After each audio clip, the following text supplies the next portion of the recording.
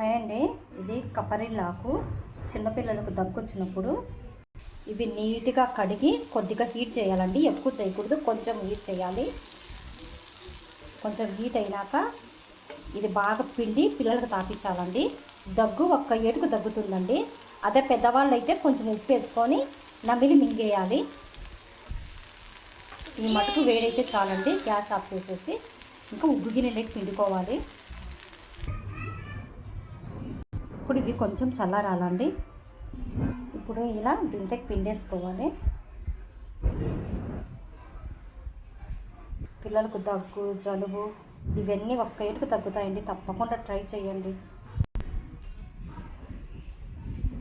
ఇప్పుడు ఇది ఇందులోకి వేసేసేయాలండి.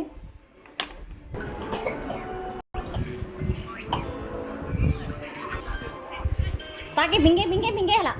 Very good.